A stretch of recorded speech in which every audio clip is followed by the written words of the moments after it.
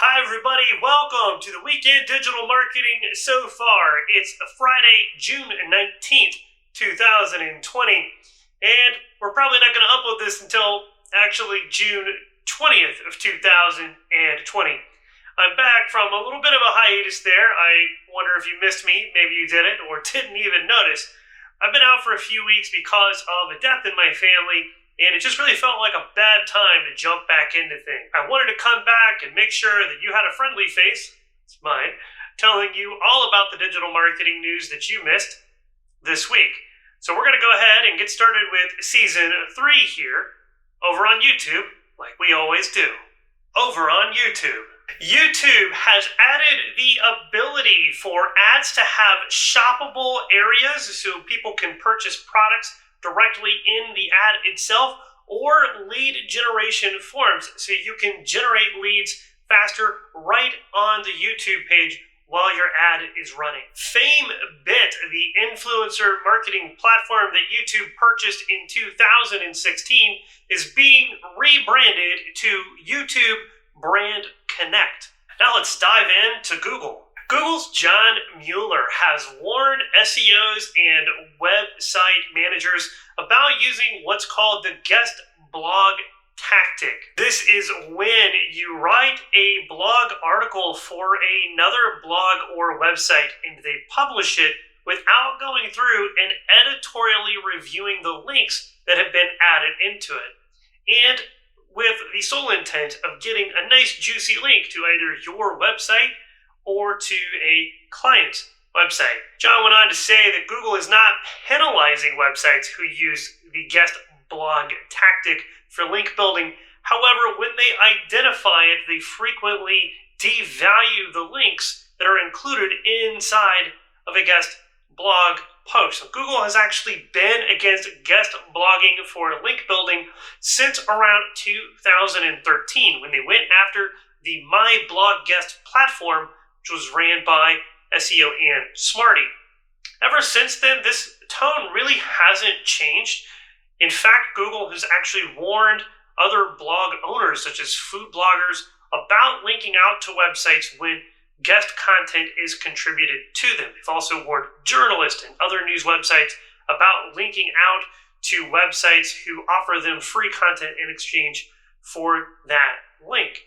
However, in my personal opinion, it is probably really, really difficult for Google to actually differentiate between an editorially reviewed link and a non-editorially reviewed link. So if you're doing guest blogging, I think it's okay to keep going, especially with the new guidance that Google's just going to devalue the links if they think that it's not worthwhile for their engine. Just when you do guest blogging, make sure that you're not writing for websites that are really spammy and scummy. Make sure that they have an editor, a human editor, reviewing that content, that human editor has a history of saying, no, I don't like this link, and so therefore I'm going to take it out, or you don't get to have your content published. Find those websites. Those are the people you want to write for. Google has advised that it could take up to 1 full year of ranking fluctuations before it determines where a brand new website should rank inside of the search engine. Now, this isn't really different from guidance we've gotten out of Google in the past, including the video, How to Hire an SEO by ex-Googler Miley Oye. So I think this is probably pretty correct.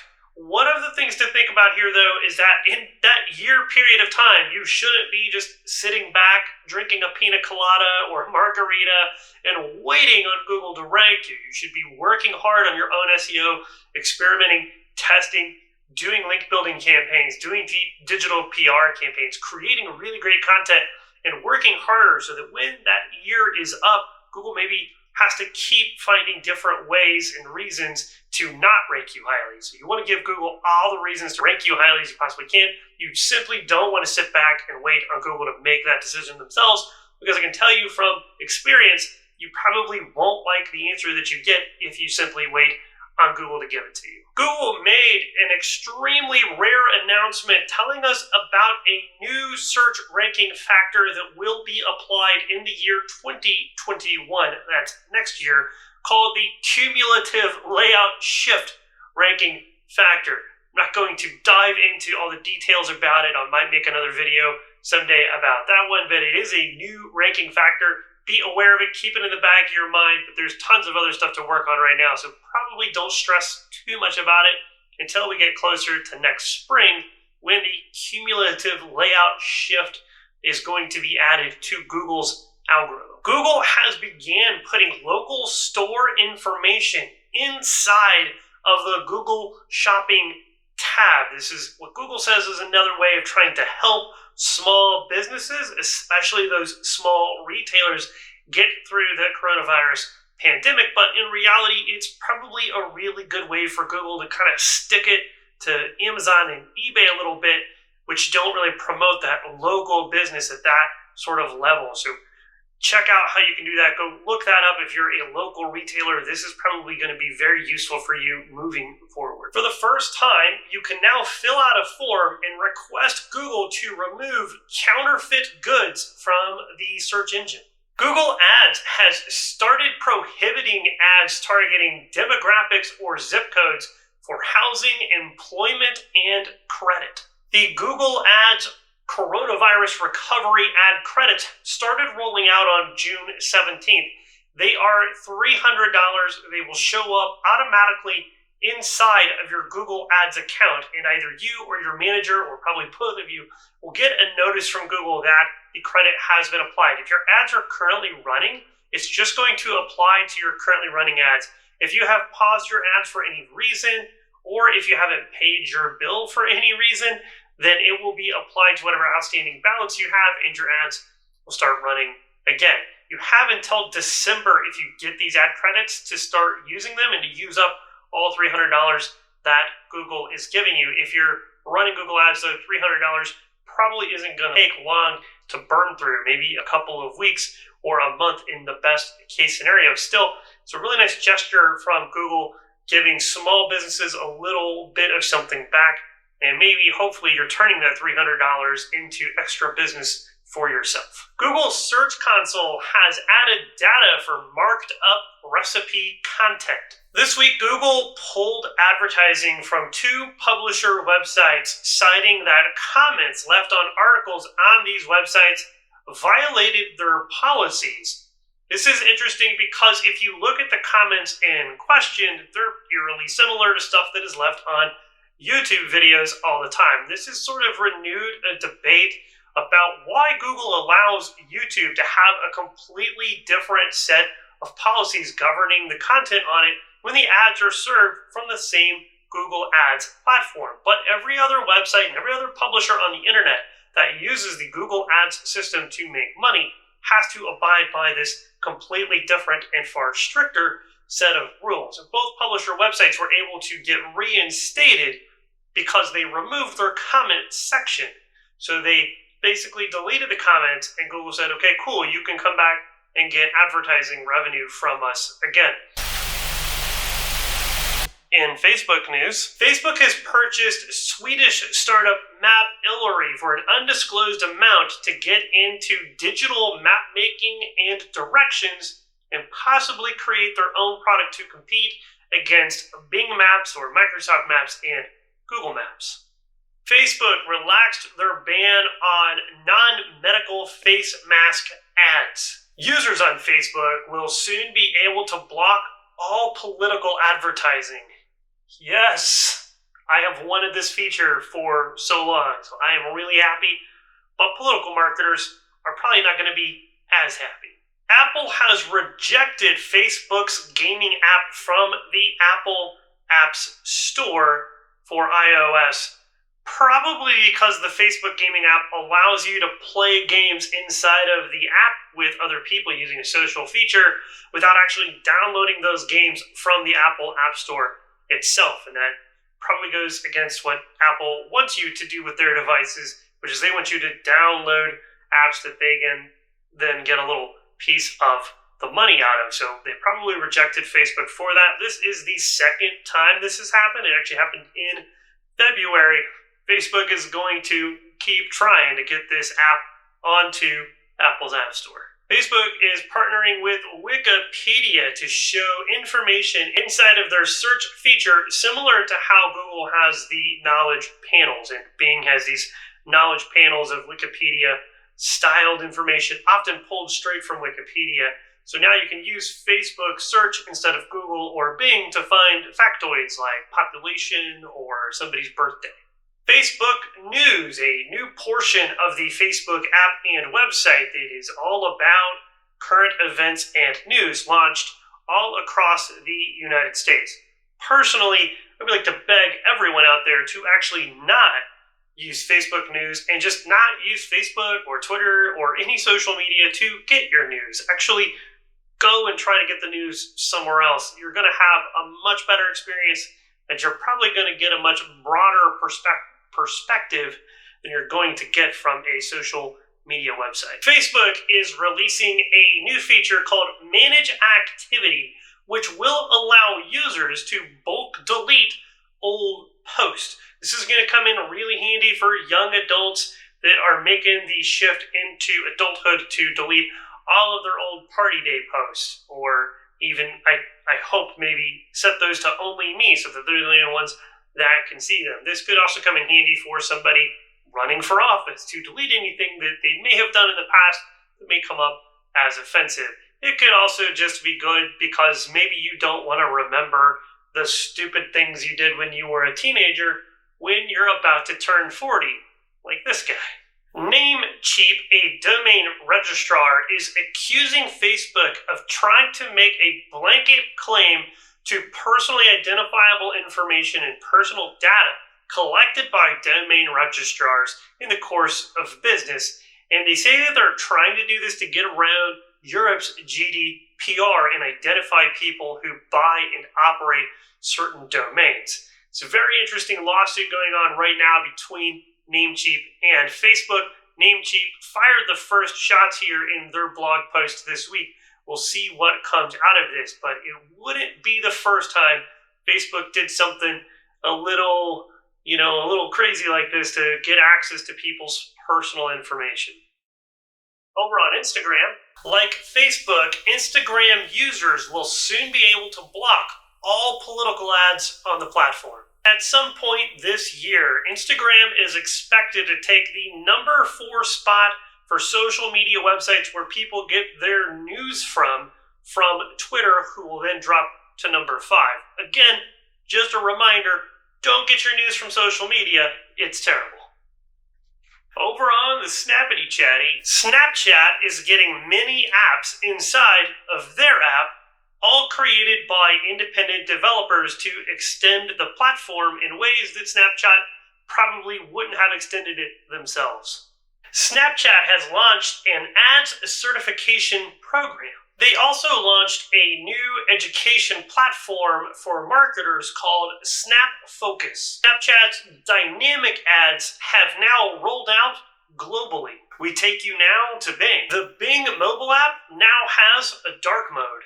The Bing Webmaster tool system is trying to court SEOs with a couple of new features. They have a new feature which will allow you to see competitive link data, and they also have a new feature called Site Scan, which will allow SEOs to perform an SEO audit inside of the Bing Webmaster tools, all for free.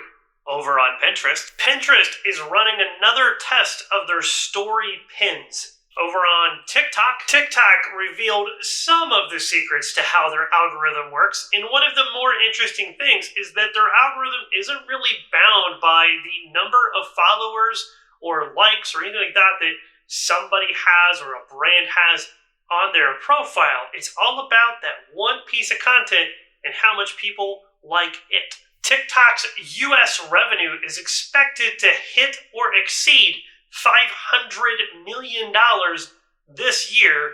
That's a lot of money for a platform owned by China where American kids and their parents do really terrible dances, but I guess that's the thing right now. Over on Twitter. Twitter began rolling out their audio tweets feature to iOS users, so Android users and desktop users like me. We don't have it yet, but iOS users supposedly are really enjoying tweeting with just their voice. Twitter's Fleet feature, that is like their story thing, has expanded to India, one of the most populous countries in the world. So now that means Brazil and India and I think Italy have access to this feature. So they're still kind of rolling it out slowly, globally, and testing it. Who knows if it'll come to America? I have no idea. Maybe, maybe not. Do you even want it? I don't know. Tell me down in the comments. Do you want stories on Twitter? Marketers, please tell me if that's what you want down below. One of the more interesting tech updates in the digital marketing world in recent memory is Twitter is going to try to convince people to read articles before they actually tweet or retweet them out to their audience. They're going to do this by putting up a little prompt message that says, hey, notice you're trying to share this message. Maybe you want to read it first, you know? And who knows if Twitter's going to take it beyond that and maybe put a label on there on your tweet that says this person did not read this article. So they may even try to shame you if you don't click the link. Don't really know how this works. My guess is it's just going to be based on the click-through rate or maybe the t.co domain that Twitter owns and redirects all of the links through. Maybe they'll use that to do some tracking, figure out if you were actually able to read the article or most of the article. Who knows? But it is pretty interesting. I really want to see what happens on Twitter on this absolute hellscape of conversation when people are forced to read an article or they are shamed by Twitter for not reading the article. I'm actually really looking forward to that, Jack. Sure, we don't have the edit feature yet. I really want the edit feature. You have a million reasons why you think it's a bad idea to give it to us, the thing that everybody wants. But I kind of want to see where this goes, too. Twitter purged 174,000 accounts connected to the Communist Party of China, the Chinese Communist Party, the CCP. Now, most articles on this, for some reason, really didn't want to say the name of the Communist Party of China. They just said connected to China. But China is ruled by one government, and that is the Chinese Communist Party, or the CCP. And to me, that is just really scary that we probably knew it was happening, but a state-controlled, massively centralized government like China has 174,000. That Twitter was able to catch accounts out there tweeting stuff to try to influence people's opinions and their actions. And it's just, how many more do they have?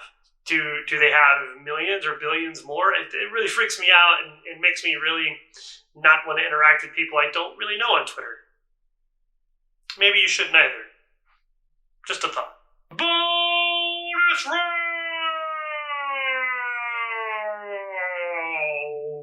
Nextdoor has announced a new feature called Business Post.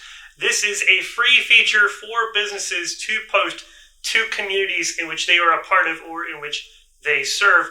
And it is a free, like I just said, but it requires you to have a business page. You have to claim your business on Nextdoor. It's kind of a sneaky way to get you in there. We actually saw Facebook do similar things, got you in there, you got your Facebook page instead of the account, which was really useful back in 2006, 2007.